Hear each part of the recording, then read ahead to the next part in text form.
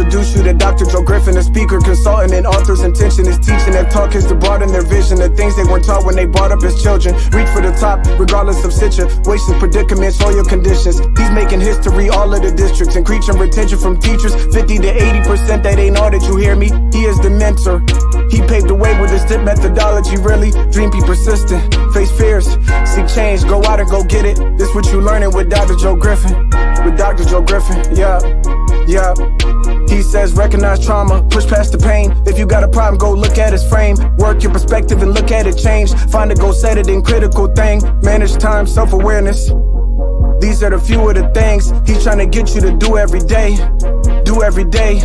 Led 5 schools to increase test scores with his teacher principal collaboration. Things he gives to you will have you take you drive to the next level. But first, you need to get some fuel at gas station. Supporting education leaders, creating a culture for kids that'll last for ages. Lack of access to quality professional development, that's outrageous. Got his doctorate in education, leadership, research, make changes. Need to put the kids first and raise them. Need to teach them they worth, stop playing. Later on, they gon' run this nation. Dr. Joe with his dissertation taught to those who would fix, make changes. I introduce you to Dr. Joe Griffin, a speaker, consultant, and author's intentions. The teaching and talk is to broaden their vision. The things they weren't taught when they brought up as children. Reach for the top, regardless of situations, predicaments, or your conditions. He's making history all of the districts, increasing retention from teachers, 50 to 80%. They ain't all that you hear me. He is the mentor. He paved the way with his dip methodology. Really, dream, be persistent, face fears, seek change, go out and go get it. This what you learning with Dr. Joe Griffin. With Dr. Joe Griffin.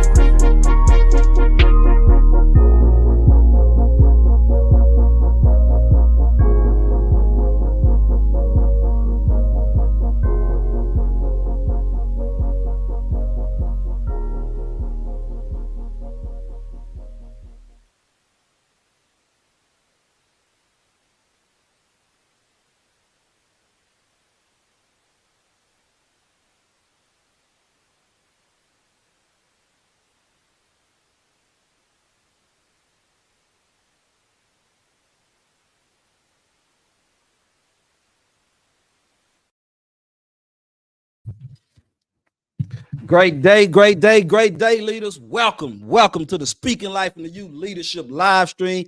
I am your host, Dr. Joe Griffin, where we talk leadership dynamics, personal and professional growth, educational trends, and we provide solutions to help you with school improvement to create a culture of collaboration. Let's go. It's indeed a great day, you all. I'm so thankful to be here.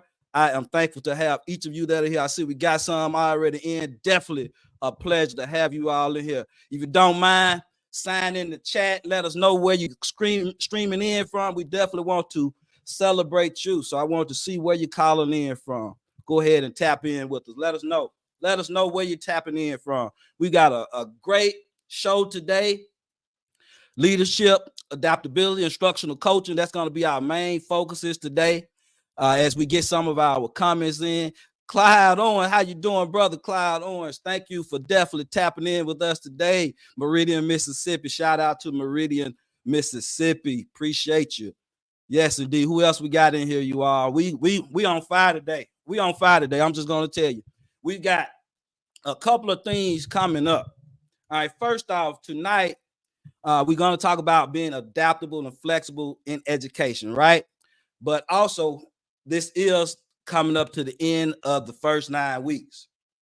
I know what you're going through. Trust me, I've been there many years as the principal in turnaround situations, in school improvement situations. So I know what you're about to go through. And with that in mind, this week we're doing adaptability, but next week we're going to talk about something that I know you all need to know as well. And that's going to be making those 9 weeks adjustments, making decisions now for student success, collaborating to empower others. You all know we all have shows based around collaboration because collaboration is going to get you where you need to go in your school system.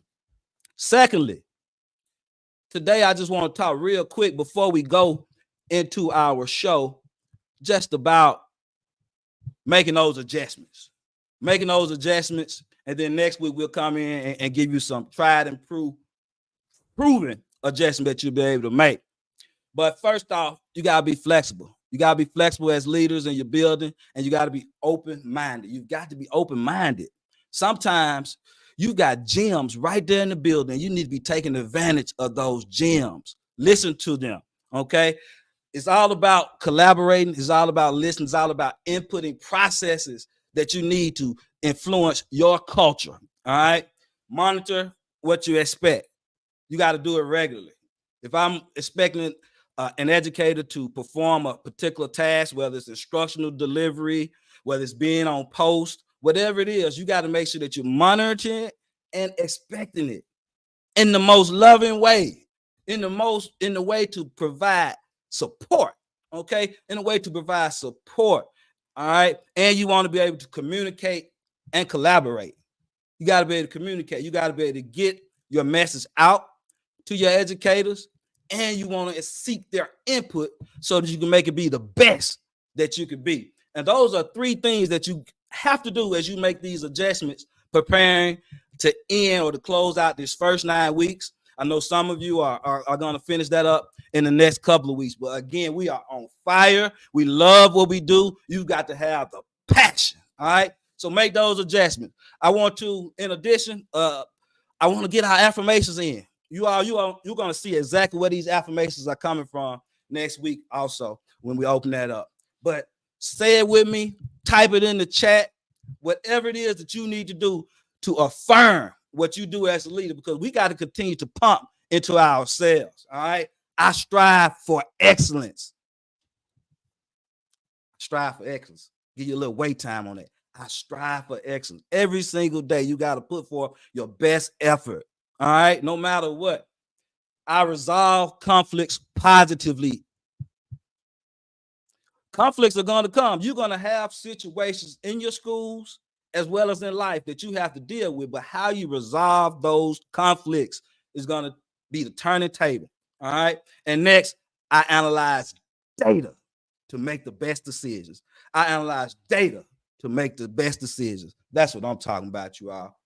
All right. So as we get ready to transition into our show for today, we have an extraordinary guest.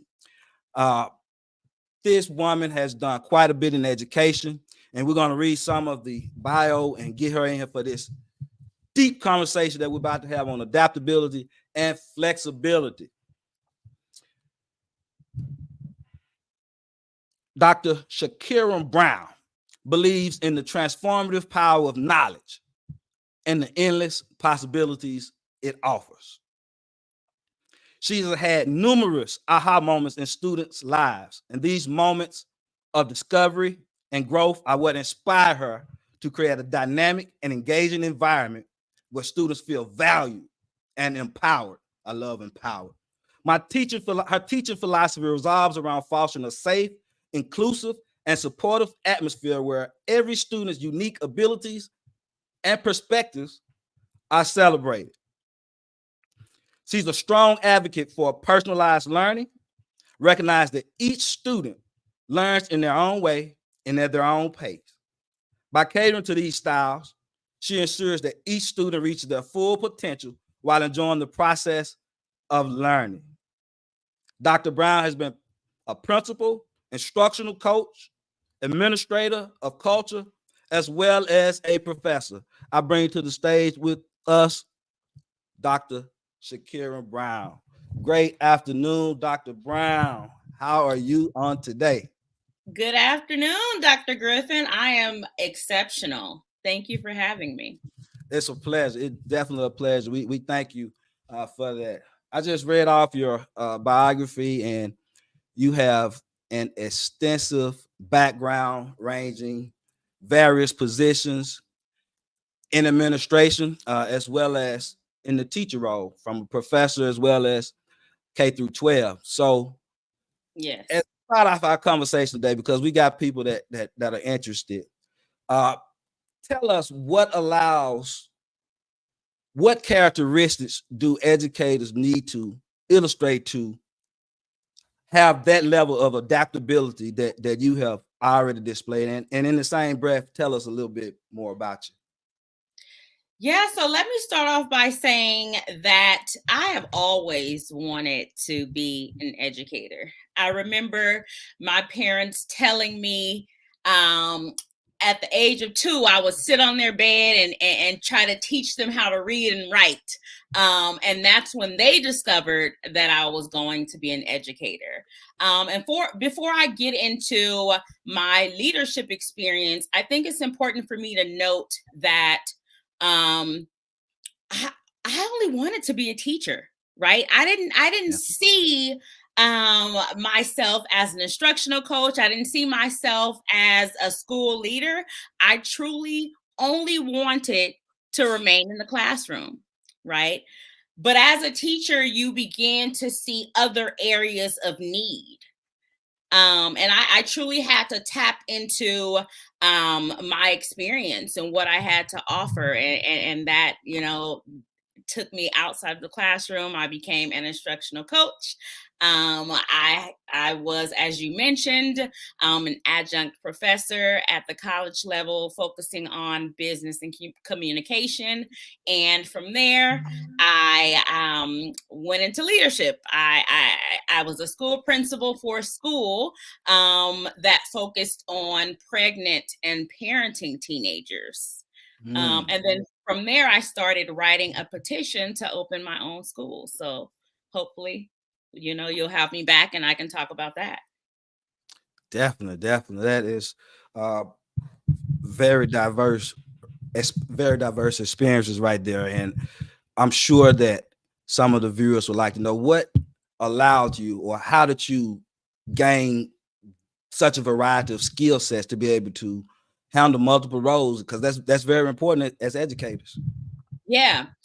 So I became the person in education that I needed, both as a student and as an educator, right? As a student, I yearned for, or I should say, I connected with those teachers who truly valued student voice, right?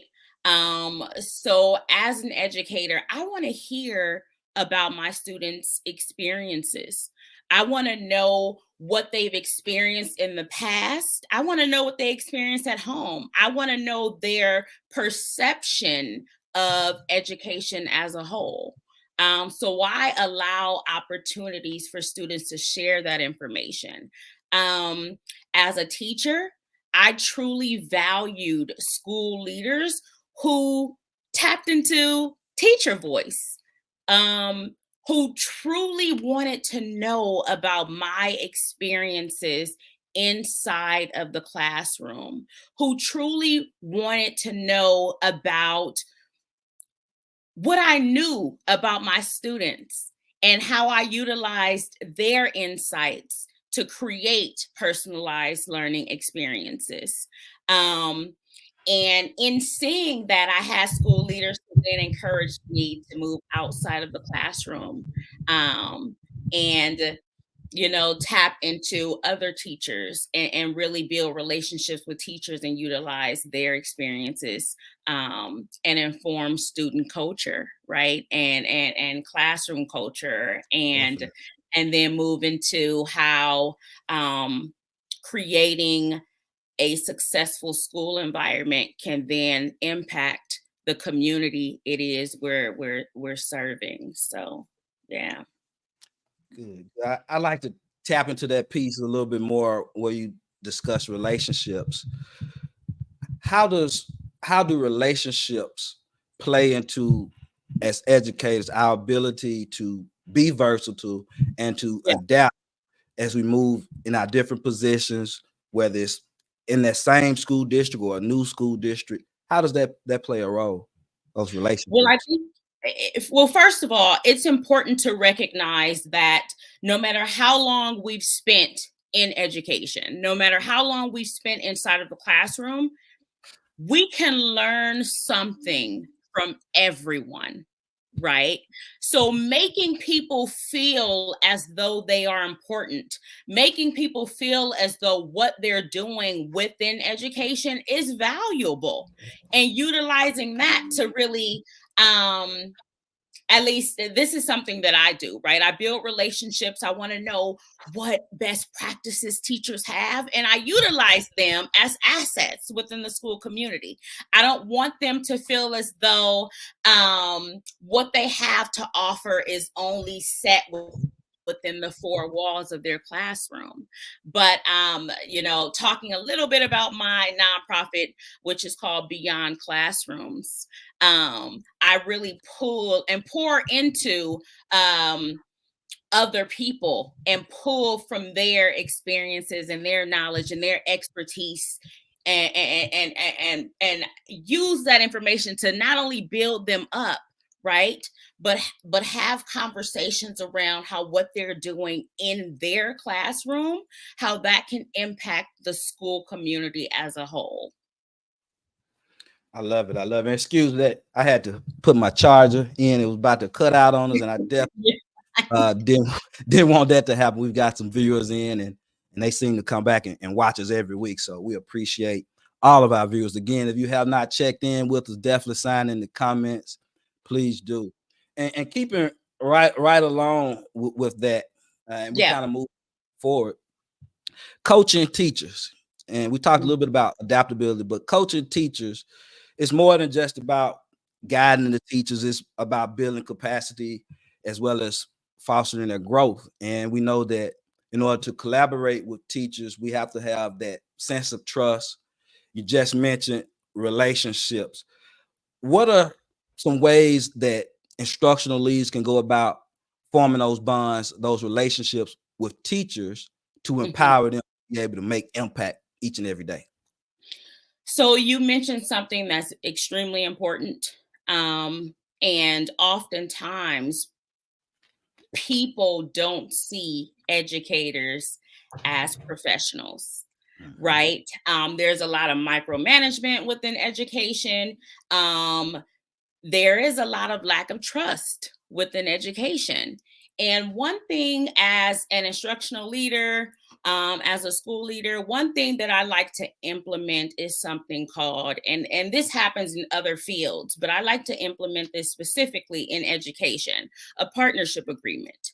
I think it's important for school leaders to have conversations with teachers about how they're doing certain things, right? Why they're doing certain things. It offers an opportunity for teachers to communicate with their school leader as to how they want to be observed, how they want to be encouraged to utilize whatever it is that they're doing within the classroom. Specifically, what I value about partnership agreements is there's a question that focuses on how do you like to be communicated with, right? What empowers you as a teacher, and what do you need from me as your school leader so that I can truly ensure that I am fostering growth, right? Encouraging a growth mindset, encouraging you to branch outside of the four walls of your classroom and conduct professional development. When I was in the classroom, they would call me the queen of discussions. And I mentioned that I would allow students to really utilize their voices and draw and pull from their personal experiences. And that's something as a school leader that I do with teachers as well, right? Teachers have personal experiences. Teachers have things that they draw from that encourages student growth, that encourages learning in the classroom. You really have to, as teachers, there's so much emphasis on curriculum and instruction. There's so much emphasis on data. Right, but it's also essential to make learning fun and relevant. Yes. So when it comes to being a school leader, we have to do the same thing for our teachers. We have to make professional development fun and relevant. And how do we do that? By asking our teachers, what do you need? What do you need? What do I have to do to continue to build you up? What do I have to do as your school leader to build your capacity? How can I keep you encouraged and motivated? Right? As a school leader, I'm trusting as a teacher, right? I'm trusting you to foster an effective environment for your students. And as a school leader, you should be doing the exact same thing for your teachers. I love it. I love it. You all viewers, I hope you heard those gems that Dr. Brown just dropped. Partnership agreement. I love it. Partnership agreement. I would take that a step further and even say you could probably do those with students as well. Absolutely. Partnership agreements. That is powerful information. The teacher explains to you the best way to deal with them. That's powerful. I thank you for that, because one of the things that I vow to do each week with our viewers, provide solutions to help you with school improvement. These are solutions, you all. I gave you several at the top of the show as well. I'm just making adjustments that we're going to dive into even deeper on next week. But partnership agreements, just let that sink in for a moment, because I know that's something that you can implement in your school today. Tomorrow, today's Sunday, but tomorrow is Monday. You can already have those partnerships agreements ready to go. And that kind of segues into the next phase of our conversation as well, because as a leader, you have to walk that fine line to try to motivate as well as still inspire and keep people accountable. So, how are you able to walk that fine line between overwhelming teachers, but still providing them with support and guidance to improve student achievement? Get out of that office. Get out of that office and get into these classrooms, right? Model. Show teachers why you're now a school leader. Because oftentimes teachers have this mindset that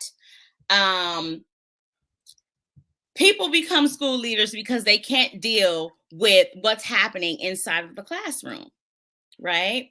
And I mean, I must say that I've also found that to be true.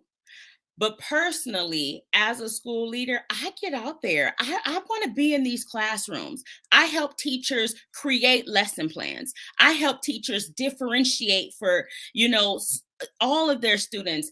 I get up there and I model, I co-teach. And that is really important. It's important for not only the students to see you active and motivated and caring about their academic success, but teachers want to see that as well. Show me why you got to the point to where you felt I can lead a school. I feel comfortable leading a school. And oftentimes school leaders forget that. And they become overwhelmed with satisfying the district, right? And satisfying the state and meeting those expectations. But it's important for teachers to see and be reminded of why their leader is a leader. Right? You have to be willing to roll up your sleeves, and you have to be willing to do the work as well. Teaching never stops, right? Working for our students never stops. It does not matter what role you are in, right? The work is the work. And it is important that as educational leaders, we do not forget that, right? We all have something, like I mentioned before, we all have something we can learn from somebody else, right? And just because you are now a school leader and running the show doesn't mean you are above getting into those classrooms, building relationships with those kids, building relationships with your teaching staff, rolling your sleeves up, and also doing the work that truly matters. Definitely. And I heard you touch back on some of the adaptability that is needed, especially when you mentioned differentiating instruction. That's one of our adaptability concepts, because you have to be able to change your instruction because the data drives it. And Yes. one of the things that we say in our global DNA framework, DNA data needs action.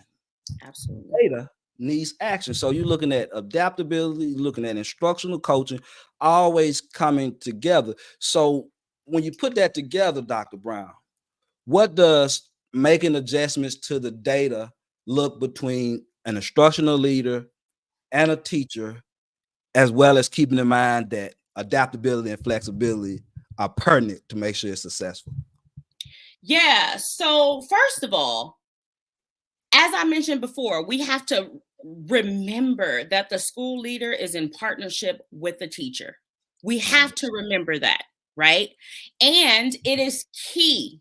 It is key. It is essential that we understand that there are various types of data, right? When I was in the classroom as an English teacher, I would ensure that my students would do some sort of reading, writing, and speaking every single week. Reading, writing, and speaking. Okay. How did I create opportunities for data-driven instruction? My students would have choice boards, right? They weren't only given the opportunity to write essays. Some students aren't great with writing. They were also given the opportunity to speak what it is that they've learned. They were also utilizing art pieces, poetry, music to articulate what it is that they've learned. So tapping into teachers who are creative in that sense, right? Pulling them out of the classroom, giving them leadership opportunities, allowing them to teach other teachers their creativity, their creative ways, right? It is important that leaders understand that they are the heartbeat of an organization. You have to be excited. You have to be out of that office. You have to be moving around. You have to be working hands on with teachers, right? Professional development has become boring and daunting, right? And repetitive, redundant, unfortunately, right?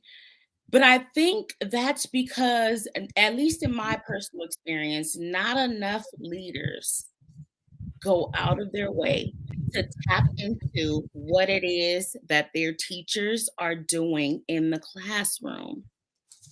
Thank you. Yeah. I didn't want to cut you off. Were you going? No, go ahead, finish. Something. But there are a variety of ways, right, to create flexibility in the classroom, right? Offering opportunities for teachers to get off campus, to observe other teachers. So 13 years ago, when I started teaching, I would have to do something called a learning walk. Okay. So within this learning walk, my leader at the time would request a sub and allow me the opportunity to walk around campus and go into other teachers' classrooms and kind of, steal some of their best practices. But my leader at the time took that a step further. Okay. And this is where that versatility comes into play.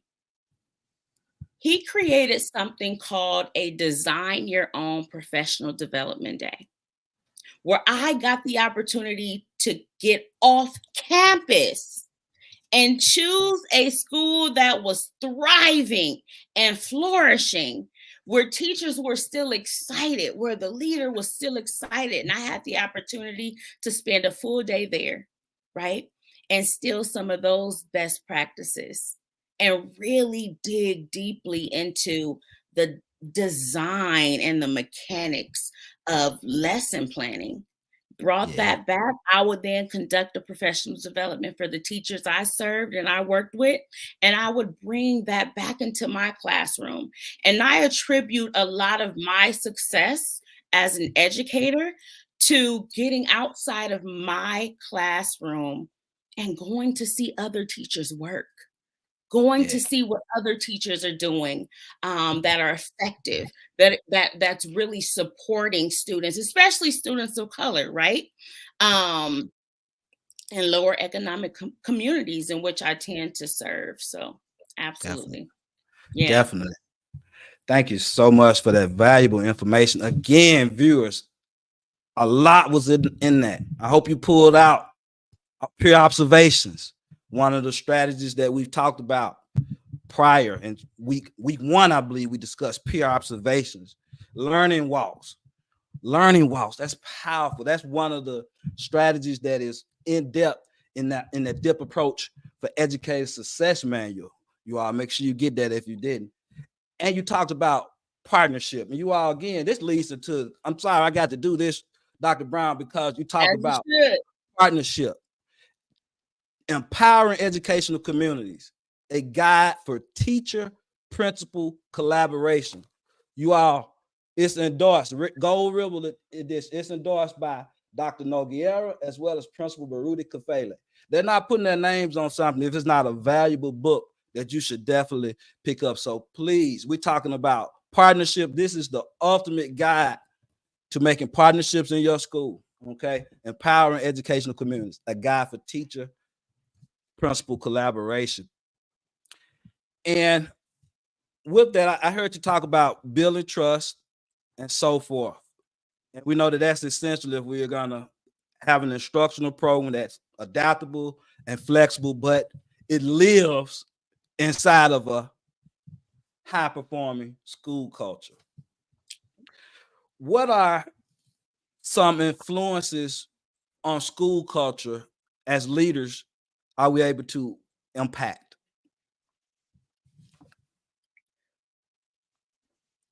Something that I haven't touched on yet is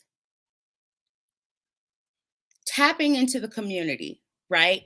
But I think about this in two parts. One, creating an environment where parents are also a part of the conversation, Yes. right?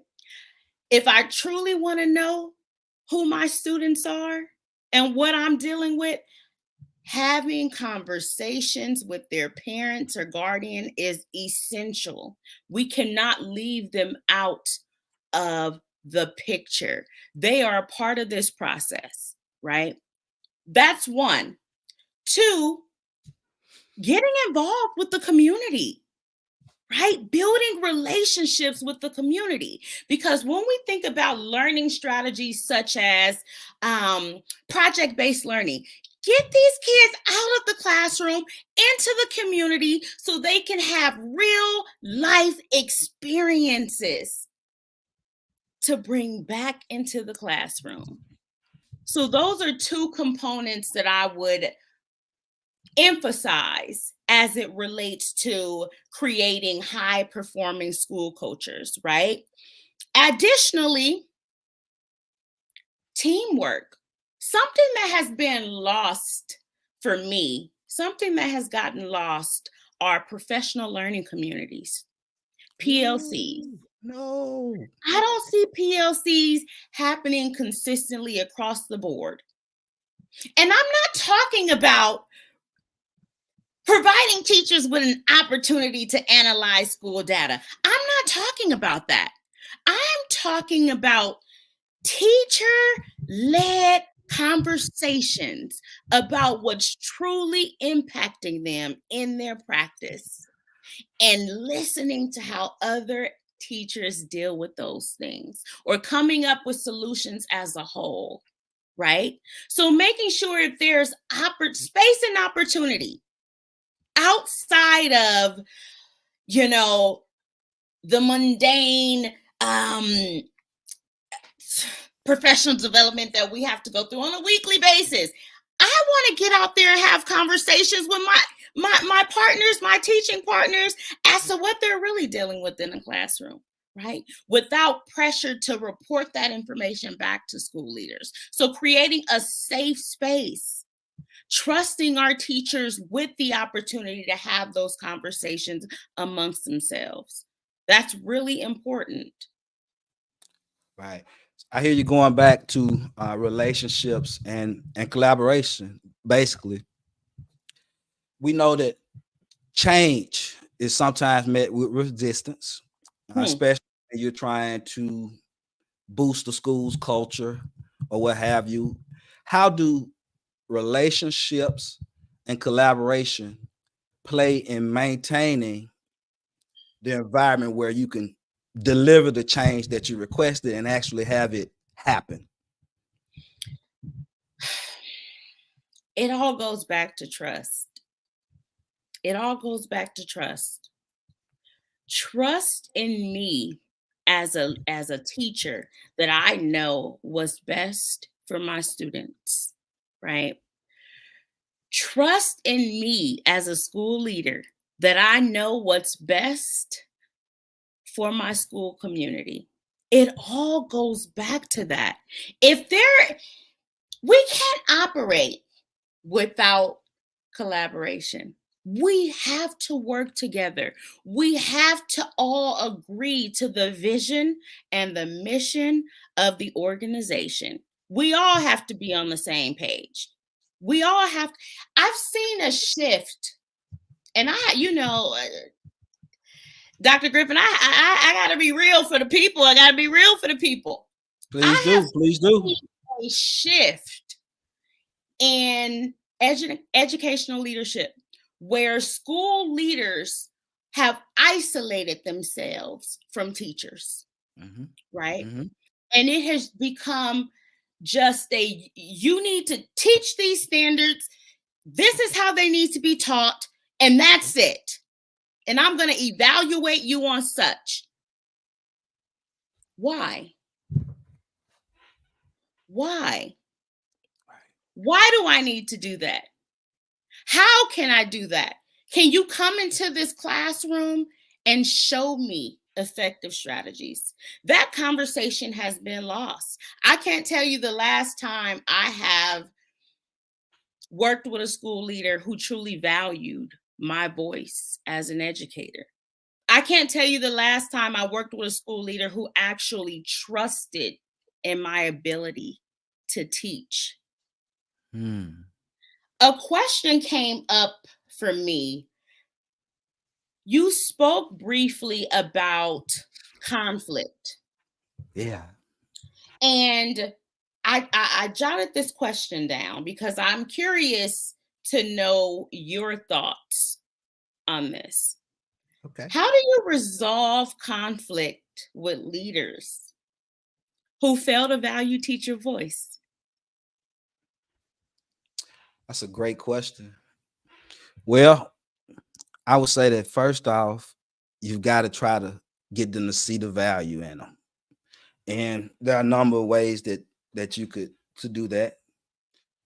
Data, of course, you could look at that.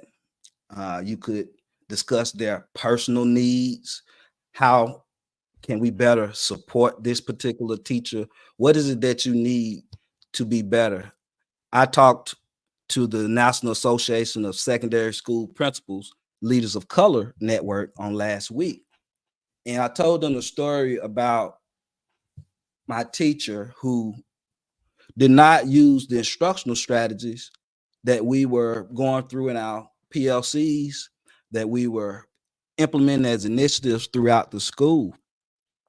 And I only came to realize why she was not doing it, because I decided to step out of my comfort zone and have a conversation with her.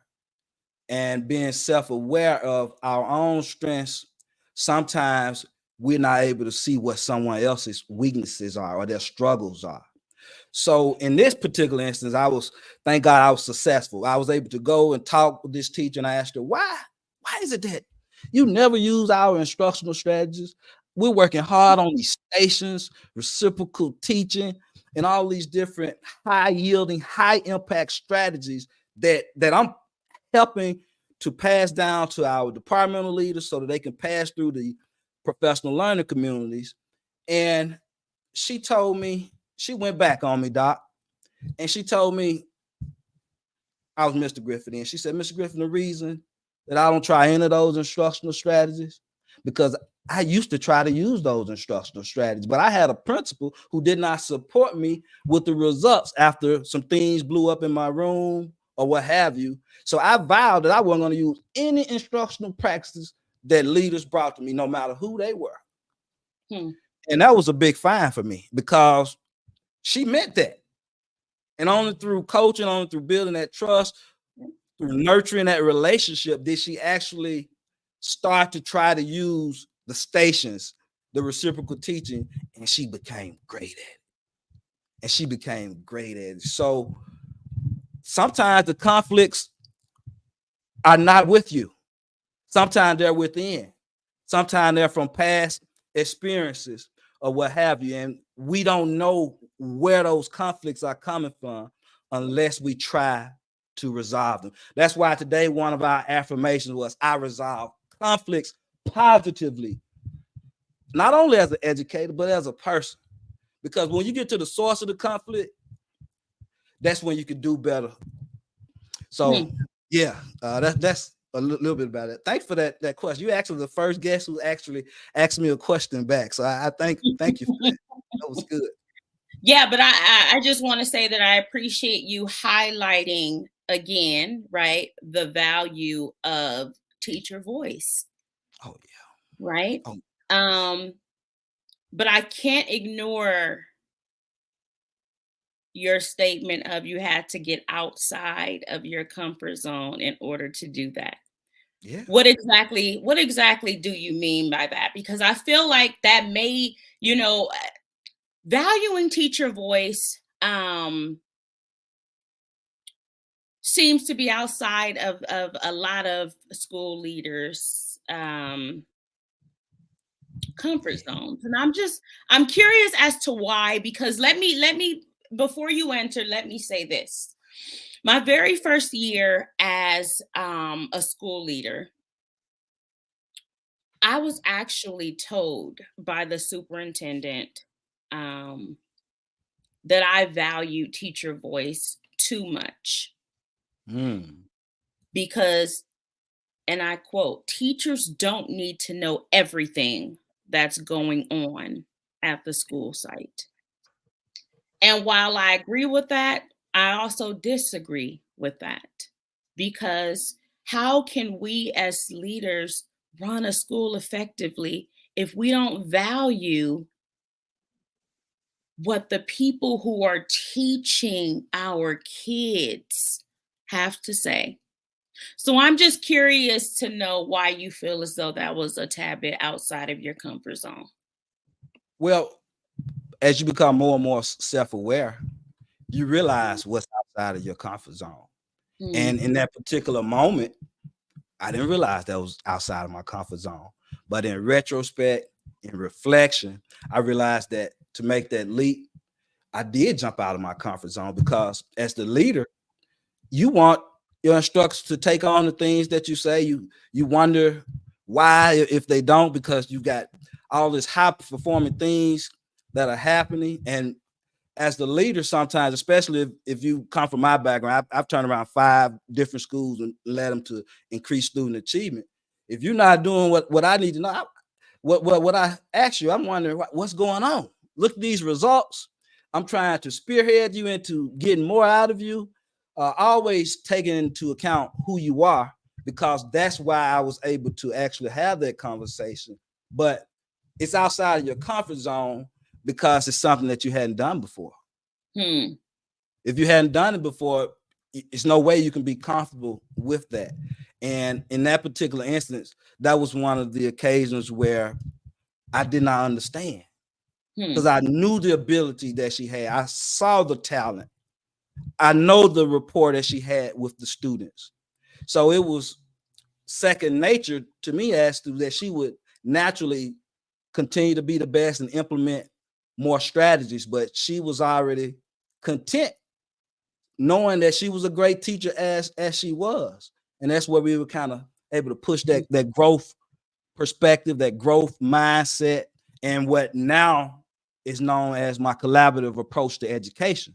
See, in education, we don't always know what the end is going to be, although we begin with it in mind. You have to make those adjustments along the way. You have to continue to grow with and through your people. And that was one of the things that a former superintendent of mine actually said on the Cafe show on yesterday. Uh, and I complimented her back by saying that we grew together and we excelled at high levels because we Hmm. had 4 years of continued academic success. And that was the first time in the history of that school. And we jumped from a D to a B and we kept it 4 years without any issues because I believe in teacher principal collaboration. I want to hear our instructors, our educators' voices. I want them to be able to pass that same mentality down to students so that we can create an environment where every student excels every single day. Yep. So that's a little bit more about it. So yeah, this is an enlightening conversation today, Dr. Brown. I hope that answers the question that you posed. Yeah, thank you. Thank you for Yeah, that. Let me touch on because you mentioned reciprocal teaching a few times. I love it. Oh, it's such an amazing practice. It's such an amazing practice. I've taken it even a step further. Okay. So when I was in the classroom, semester one would be focused around me creating student friendly learning targets and criterias for success and um, making sure that there was a specific structure in place. I was modeling for my students the ability to really create something and get the outcome that they're expecting. Because during semester two, I wanted them to become masters of a certain topic within ELA, English Language Arts. So my students would select a topic that they wanted to teach. They would have to create student friendly learning targets. They Mhm. would have to dissect and analyze the standard. They would have to create a do noun, the body of the lesson, and an exit ticket as an assessment. And I prepared them to do that effectively through the way in which I modeled the expectation for them, right? And when I think about reciprocal teaching, I see how that can be an effective model for school leaders as well, right? Model the expectation for your teacher. What is the outcome that you want your teachers to get, and how can they get there, right? You have to model that as a school leader. It's really important. I just had to touch on reciprocal teaching and giving students and teachers the opportunity to demonstrate, right, what it is that they've learned. Definitely aids them in taking ownership for the learning because they're so involved. And once they get the STEM based practices down, it becomes a habit in their mentality Yeah. and it helps become proficient readers. So I absolutely love reciprocal teaching. I help a couple of schools implement reciprocal teaching. So any of the principals or leaders who are out there who need that particular strategy to boost your reading comprehension skills, I would definitely come in and help your entire department uh, have that particular skill. Now, we've had some wonderful insights today. What advice, Dr. Brown? What advice would you give to others, because we know that leadership is about empowering others. Yep. That's what it actually comes down to, because as a leader, you have to have everybody on board, or as many people on board as possible, to reach that common goal. Yeah. Now, what advice would you give to other leaders and educators? And I definitely want to highlight that comment. Leaders have to be, thank you, Miss Eubank, right? Leaders have to be comfortable with stepping into places of vulnerability. Yes, that's what growth is. This definitely. So, what advice would you give to leaders as they prepare to step in various roles, as they understand that adaptability and flexibility are necessary in education, and tying it all together? How do you put all that in a high performing school culture? Ooh. All right. So I didn't see the comment, but it's interesting because I wrote this down. The two things that I wrote down is, if I were to give anyone advice on how to be an effective leader, be authentic. Be authentic. Be real. Be willing to be vulnerable. So I wrote down be authentic, be vulnerable, right? Set high expectations. Always set high expectations. But just as we would do our students, we also need to create a clear path and create opportunities for our student, our teachers to reach those expectations. So be authentic, be vulnerable, set high expectations, but create clear paths and opportunities for our teachers to meet those expectations. Have fun. Education is fun. It is exciting. Sharing knowledge, encouraging other people to share their experiences, tapping into people who didn't know, right? Because going back to what I said initially, I thought I only wanted to be a teacher, and that was it. I didn't want to do anything else. But just as you mentioned, Dr. Griffin, I had a school leader who saw more in me than I saw in myself.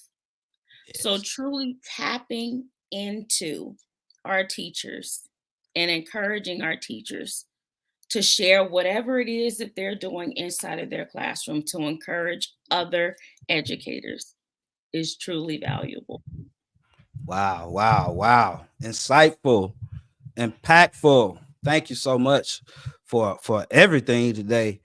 As you mentioned your comments there with the advice, would you like to say anything else? Would you like to leave your information for people in case they want to contact you? You were a very powerful presence here today, and I thank you for being on the Speaking Life in the U Leadership live stream. All right, so I'll just shout out my LLC one more time. It's called Beyond Classrooms. You can find that on beyondclassroomsllc.com. You can also find me on Instagram at Dr. Brown, the O is a 0, _edu. That's Dr. Brown, the O is a 0, _edu. Okay. Definitely. Thank you for that.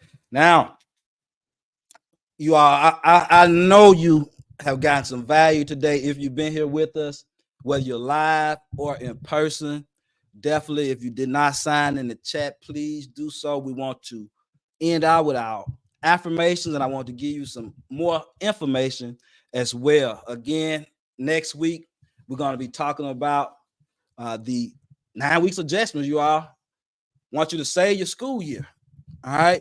If you don't make those adjustments at this particular time, half a year is going to be too late. I'm going to say that again. If you don't make those adjustments at this time, half a year, you're preparing for the next year. All right. So make sure that you tap in with me on next week with that. For our affirmations, you are affirmations. And definitely want you to model with us, Doc, if you will. I strive for excellence. Mm. I Yes, yes, strive for excellence. I love that. yes, yes. I resolve conflicts positively. I resolve conflicts positively. I analyze data to enhance what I do. I analyze data to enhance what I do. Yes, yes, Mm. yes, yes. I All love right, that. you all. Thank you so much for that. Also, I want to make sure I definitely let you know all of my resources that I have. Of course, you definitely need to pick this up. This is going to be the one that's at the top of the list because it's the newest book, but all of the books bring value. Instructional leadership pillar, our cultural leadership pillar, as well as our organizational leadership resources. Today, Dr. Brown mentioned the integration of the arts, and we actually have an entire pillar of our program that's directed toward the integration of the arts. Of course, I have the poetry books, but there are multiple ways to integrate the arts. So we definitely want to ensure that that is done. Otherwise, if you want to contact me, again, we do leadership assessments and the coaching to go with it, global DNA leadership assessments and the coaching to go with it to help your team improve on your strengths and struggles and improve your culture of collaboration. Otherwise, to all the very, very best day. Let's motivate, educate, always be inspired. Dr. Joe signing off, always speaking and writing life into you. Have the best week. Thank you for having me. Thank you.